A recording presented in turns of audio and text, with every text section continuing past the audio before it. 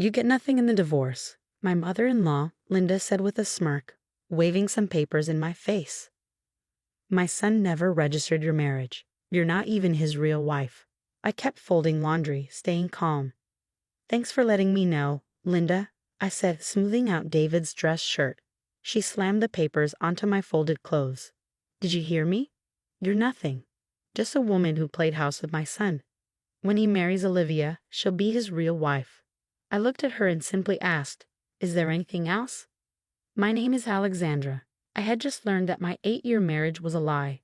But while Linda gloated, I thought about the safety deposit box at the bank, the one holding the real marriage papers I had secretly filed years ago. Linda frowned when I didn't react. You're not even upset. David is leaving you for a real woman, and you're acting like I just told you the weather. I picked up my laundry basket. I have dinner to make. Will you be staying? Her face turned red. You're delusional. When David hands you divorce papers tomorrow, don't say I didn't warn you. Olivia's already picking out new curtains. She stormed out. The moment her car drove away, I let out a deep breath and dialed a familiar number. Alexandra, said Margaret, my late mother's best friend and our family lawyer. I was wondering when you'd call. It's happening, I said. Linda just told me my marriage isn't legally registered. David's serving me divorce papers tomorrow. And the proof? Still in the safety deposit box. Smart girl, Margaret said. We have years of evidence, joint accounts, property, your contributions to the business.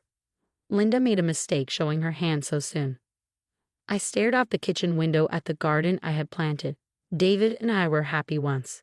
Then his family interfered. Then Olivia, his secretary, started staying late. Then came the lies. A car pulled up. David was home early for the first time in months. How fitting. I wiped my eyes and started cooking like nothing had changed. Alex, his voice was unsure. We need to talk. I turned to face him. About the divorce papers, or the fact that you never legally registered our marriage. His face went pale. How did you? Linda told me, I said, stirring the food. I can explain. Let me guess, I interrupted. Your mother convinced you it was for the best. Just a way to protect family assets. Did I miss anything? He opened his mouth, then closed it. Alex, please. You have to understand. Oh, I understand, I said. I understand that you and your family lied to me for 8 years, that you're leaving me for your secretary, and that you all think I'll walk away with nothing. A flicker of relief crossed his face. He expected tears. Begging. Instead, I set the table like it was any other night. I'll help you, he offered. A small settlement, maybe help with rent. I placed 2 plates down. That's very thoughtful of you. Will you be staying for dinner?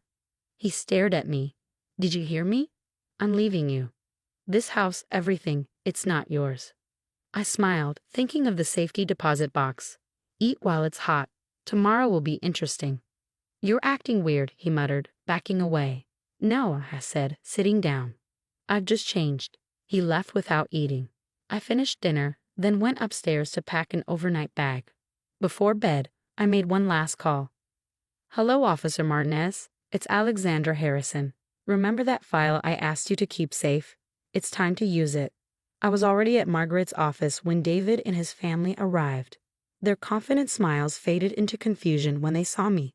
Linda clutched her expensive handbag. Thomas stood stiffly, and Olivia lingered at the back, clearly trying to outshine me. What is she doing here? Linda snapped at Margaret. This meeting is just to confirm their marriage was never legal. Margaret smiled, a sharp, knowing smile. Please have a seat. Alexandra has some documents to share. David scoffed. There are no documents. That's the whole point. I calmly opened my bag and placed a stack of papers on Margaret's desk. Actually, there are quite a few. Margaret held up the first one, the legal marriage registration I had secretly filed 8 years ago. Linda's face turned pale. That's impossible, she whispered. I made sure. You made sure to destroy the copy you took from the registry office. I finished. But you didn't know I filed it myself. My mother's best friend being a lawyer taught me to protect myself. David grabbed the paper, his hands shaking. This can't be real. Oh, it's very real, Margaret said, spreading out more documents. Bank records showing Alexandra's contributions, property investments in both names, and even company emails praising her work in the business. Thomas shifted uncomfortably. Those were internal messages, which became legal evidence the moment you tried to deceive her. Margaret cut in. But we're not done yet. Alexandra. I pulled out the final file, the one Officer Martinez had been keeping safe. These are records of every conversation where you and Linda planned to keep the marriage unregistered. Phone transcripts, emails, texts. Your mother was very thorough in documenting how you would protect the family assets. Linda's face turned gray. You recorded us? That's illegal. Not in this state, Margaret replied smoothly, especially when fraud is involved. David shot up from his seat. This is ridiculous. Even if the marriage is legal, I'm still divorcing her. She'll get a basic settlement and nothing more. About that, I said, handing him one last paper. His face drained of color as he read it. Margaret explained, this contract, which David signed 3 years ago, makes Alexandra a 50% owner of the family business, in exchange for her help securing the Anderson merger. You didn't even read it before signing, did you? I asked. David swallowed hard. 50%, he muttered. Thomas snatched the paper. You fool, he hissed. Olivia, finally speaking up, looked at David in shock. You said this would be simple. I let out a small laugh. Nothing about this has been simple. For 8 years, I watched and documented everything. I learned from the best. My mother and Margaret taught me to always be prepared. Linda's tone changed. We can make a deal. Name your price. I stood gathering my things. You already tried to name my price, a small settlement and help with rent. But I don't think you can afford me now. David's voice was hollow. What do you want? Everything I'm legally entitled to. Half of the house, the business, the assets. And I want you to explain to the board why I now own part of the company you tried to cut me out of. Thomas groaned. The board will never accept this scandal. Margaret shrugged. Then you better find a way to handle it quietly. Alexandra has been more than reasonable. Reasonable, Linda shrieked. She's destroying our family. I looked her in the eye. No, Linda. You destroyed your family the moment you built my marriage on a lie. I just refused to be your victim. As I walked out, I heard David call my name. I didn't turn back. Let him deal with the mess he made. My phone buzzed with a text from Officer Martinez. Everything go as planned. Better. I replied. Turns out being underestimated has its advantages. 3 months after the meeting in Margaret's office, I sat in my new corner office overlooking the city. The Harrison family business had undergone significant changes, most notably my promotion to co-CEO. The board, initially shocked by the revelations, had quickly recognized that my connections and business acumen were assets they couldn't afford to lose. David had moved out of our house, taking Olivia with him. Last I heard, they were living in a modest apartment across town. Quite a step down from the lifestyle he promised her. Linda had suddenly developed a passion for extended cruises, conveniently absent from most family business matters. A knock at my door interrupted my thoughts. It was Thomas, looking older than his years. Alexandra, he said, clutching a folder. The quarterly reports. We're up 20% since you took over the international division. I accepted the folder with a nod. Thank you, Thomas. Was there something else?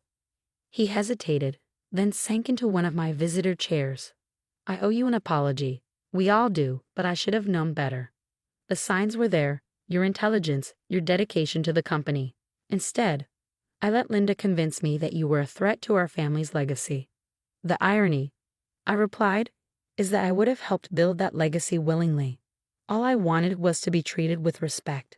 I know that now, he said quietly. David was a fool to let you go, to let his mother's prejudices bind him to what was right in front of him. I thought about the years I'd spent trying to prove myself worthy of the Harrison name, never realizing that I was already worth more than their schemes and manipulation. How is he? I asked, more out of courtesy than concern. Struggling, Thomas admitted. Olivia left last week. Apparently, the reality of dating a man who lives off his reduced trust fund wasn't as appealing as the fantasy of being a CEO's wife. I couldn't help but smile at the irony. And Linda, still finding herself on various cruise ships, though I suspect she's mostly hiding from the society gossip, your success hasn't gone unnoticed. I picked up a magazine from my desk. My face was on the cover, under the headline Harrison Industries' New Leadership. A story of resilience and innovation. Success is the best revenge, I said, quoting my mother's favorite phrase. Thomas stood to leave, then paused. Your mother would be proud of you, Alexandra. She raised a daughter who couldn't be broken. After you left, I walked to the window, watching the city buzz below. My phone lit up with a message from Margaret. Dinner tonight? We should celebrate your latest acquisition. I smiled, thinking of the small technology firm I'd just purchased, one that David had been trying to acquire for years. Definitely, I replied. I have some news to share. The news in question sat in an envelope on my desk, an offer to buy out the Harrison family's remaining shares in the company. Thomas would stay on as an advisor, but the rest, including David's trust fund shares, would be transferred to my ownership. I learned something valuable through all of this. Sometimes people's worst intentions can lead to your best opportunities. David and his family had tried to ensure I would end up with nothing, but their deception had pushed me to document everything, to protect myself in ways that ultimately gave me more than I'd ever imagined. Later that evening, over dinner with Margaret, I finally allowed myself to reflect on the journey. Do you think I was too harsh? I asked, taking everything they tried to deny me. Margaret set down her wine glass. You took what you earned, Alexandra. Every share, every position, every bit of respect. You earned it all. They're the ones who tried to take everything from you. She was right, of course. I thought about the young woman I'd been 8 years ago, so eager to please, so willing to prove herself worthy of the Harrison name.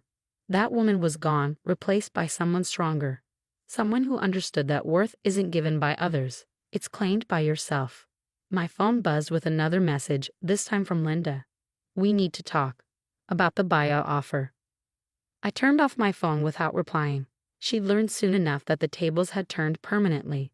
The woman they tried to erase had become the one person they couldn't ignore.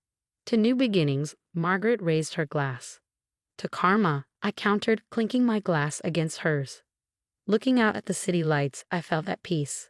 Sometimes life's greatest victories come not from fighting back, but from being prepared when others show their true colors. David, Linda, and their schemes had taught me that lesson well. I'd lost a husband but gained an empire. In the end, I couldn't have planned it better myself.